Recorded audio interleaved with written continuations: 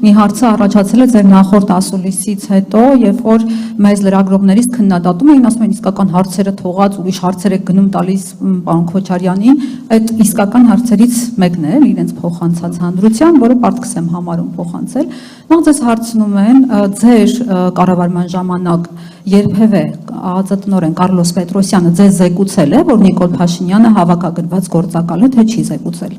Դուք ձեր առանձնատանը Մհեր Գրիգորյանին ընդունել եք 2020-ի նոյեմբերի 11-ին եւ 2023-ի սեպտեմբերին։ Դուք եք Գագիկ Ծառուկյանին խնդրել, որ ԲՀԿ-ի քվոտայով ինքը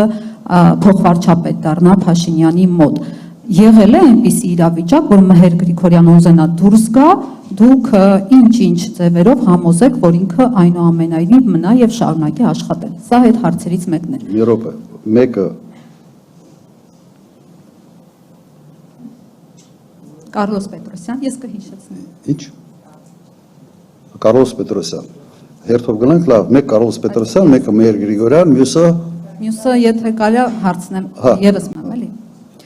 Որը կապված է արդեն այն հիմնական մեղադրանքների շարքերից մեկն է, որ դուք ձեր կառավարման շրջանում մեր ազգային հարստությունները վաճառել եք օտարին։ Խոսվեց Մերգելյան ինստիտուտի մասին, բայց իմ խոսքը Գույք պարտքի դիմաց գործարքի մասին չէ, որ այդ կապված տարբեր առիթներով դուք խոսել եք, որ 300 միլիոն է եղել մեր բյուջեն, քեշով փակելու դեպքում խնդիր կունենանք այդ պարտքը 100 միլիոն։ Խոսքը այլ ուրիշ կարևոր ձեռնարկությունների մասին է, մասնավորապես Արմենիա հյուրանոց այդ տարիներին սեփականաշնորհվեց, անի Երևան հյուրանոցները սեփականաշնորհվեցին, Արմենտելը հայտնվեց հույների ձեռքում 10 տարի օտարից կախվածության մեջ էինք մենք ընկել, կապի ոլորտում Վիոլիա ջուրը հանձնվեց, բացի այդ Ագարակի պղնձամոլիբդենային կոմբինատ $600,000 սեփականաշնորհվեց, դա համարվում է ձախողված գործարք, որովհետև Կոմսապ ընկերությանն էր օտարվել, որը հետո դարձավ Geopromining Gold-ը, այսպես մեկը մեկին փոխանցելով։ Վատ են համարում այն գործարքը, որը Աղթալայի, Կապանի, լեռնահարստացման կոմբինատների վաճառքը, ընդերքի վաճառքը, այսպես ասած, եւ հատկապես ԶՊՄԿ-ի վաճառքը համարում են շատ ոչ արդյունավետ մեր քաղաքացիներիս համար, քանի որ այն վաճառվեց $132 միլիոն, երբ որ այդ ընկերության մի տարվա հասույթը հաջորդ տարվա $190 միլիոն է կազմել, այսինքն մի տարվա հասույթից ավելի քիչ գումարով է վաճառվել ըստ վերլուծությունների, եթե ինչ-որ տվյալ սխալ է, դուք կխնդրեմ ճշգրտեք եւ ավելի ճիշտ տվյալներ ասեք։ Հիմա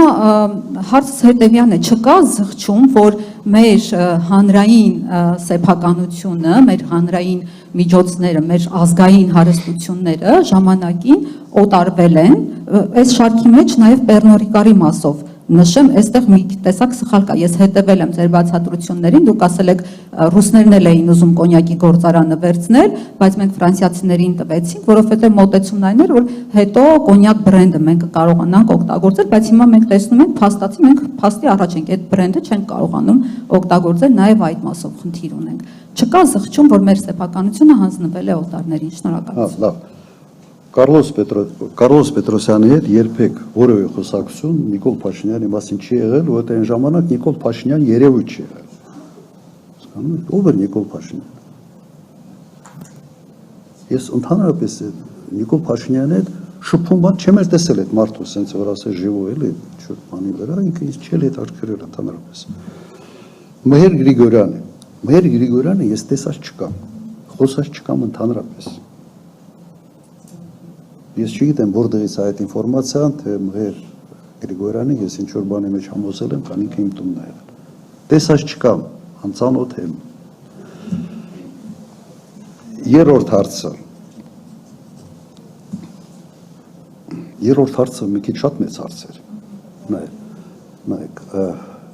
98 թվականի, 97 թվականի, թե 8 թվականի թիվը փորձեմ հիշեմ, օտար երկրյա ներդրումները Հայաստանում եղել են ընդամենը $37 միլիոն, ընդամենը։ Իմ ավարտի պաշտոնավարման ամարտի վերջ տարիներին արդեն դառնում էին ընդհանրապես ներդրումները, այդ ուղղակի ներդրումները մոտավորապես $800 միլիոն։ Եթե ուզում եք այդ այն ժամանակվա $800 միլիոն հիմիկվա տարապես 1.5 միլիարդի չափ է։ Եթե ուզում ես տնտեսությունը զարգանա, պետք է բարենպաստ ներդրումային պայմաններ ստեղծել։ Ընդհանրապես թեզը, որ sense ազգային հարստությունը դուք պետական հյուրանոց հասկացողություն ընդհանրապես կարող եք ինձ բացատրել ինչ է։ Ինչ է նշանակում պետական հյուրանոց։ Որևէ մի երկրում կայացած պետական հյուրանոց գոյություն ունի, ես չեմ լսել։ Հենց ես իմ ժամանակ կարողացել ենք դա կոտրել։ Երբ Արմենիա հյուրանոցը սեփականաշնորհեցիք մի ամերիկյան խմբի, ներդրողների խմբի, եւ այն ժամանակ ցույց էր անում մի բարմեն կար այդ ռեստորանում, մի քիչ sense կիսախարոշի էր, իրեն գործից ազատում էին։ Հիմա ինքը ցույց արել ազգային ժողովին մոտ էր բերել ինչ որ մի 15-20 հոգով եւ գիտեք բողոքի ինչ էր։ Ասում են ինձ ազատել են, որտեղ ինձ սեփականատերը նոր ասել է դու ամեն օր պիտի թրաշվես։ Ինքն էլ շաբաթը մի անգամ էր թրաշվում։ Այդ մակարդակի էր ընկալումը սերվիսների։ Հենց պետք է լավ հետաքրքիր ընկերություն բերես, որ այդ մշակույթը մտնի նաև ոլորտի մեջ։ Երկը ճիշտ ենք արել։ Կոնյակի գործարանը ոչ միայն ինքը մշակույթ բերեց ոչ միայն որակյալ կոնյակի։ Ես անկեղծ ասեմ, այդ կոնյակի գործարանը, որ առել են, 1 տարի հետո, թե 6-7 ամիս հետո հանդիպման ժամանակ Պիեր Լարեչը, չեմ սխալվում, այդ ձևեր անում։ Գիտեք ինչ էր ասում։ Ասում է, ինչ որ ունեք այդ կոնյակը, մեկ չենք հասկանում այդ ինչ է։ Գույնը բանը ոնց որ կոնյակի նման է, բայց չենք հասկանում այդ ինչ է։ Այդ կարգի խզում կար որակի մեջ։ Եթե դուք չգիտեք, ասեմ, սովետի ժամանակ հայկական կոնյակների 80%-ը արտադրվում էր բուլղարական սպիրտերից։ 80%։ Եվ միայն ասենց մարրջնի կոնյակներն էին արտադրվում հայկական։ Հիմա մենք ֆիքսել ենք, որ հակառակը դու չես կարող հայկական կոնյակ անվանել այն կոնյակը, որը չի արտադրված հայկական խաղողից, հայկական սպիրտից եւ այլն։ Եվ այդ մշակույթն են իրենք բերել գործարար, վերամշակող, գործարան եւ յուղացի հարաբերությունների մեջ։ Եվ այդ մշակույթը ստիպեց ուրիշներին ամբողջությամբ փոխել մոտեցումները։ Նույնը եղավ վիոլա ջրի հետ։ Դուք ամենից լավ գործարքները հիմա բերում եք որպես ամենից վատ կամ ձախողված գործարքներ։ Ես ասեմ ինչ է եղել միջև վիոլա ջուրը։ Դուք երևի չեք հիշում։ Երևանում 6 ժամով, 4 ժամով, 7 ժամով են առավելագույնը ջուր ստանում տներում։ Վիոլա ջրի ժամանակ դարավ շորժերը։ Հետո հիմա սկսել են ինչ-որ մի քիչ հետ ապրել, որովհետև կառուցապատում մի քիչ բանը անկանոն կառուցապատման ինչ-որ process-ի հետ են առնչվում։ Բայց վիոլա ջուրը դա փոխեց։ Եթե դուք չգիտեք, նայեք, մի տեղ որ ջուր էր գցում ասֆալտի տակ, 100 մետր փողոց էին քանդում ասֆալտ։ Հասկանան, թե այդ ջուրը որտեղից է գցում։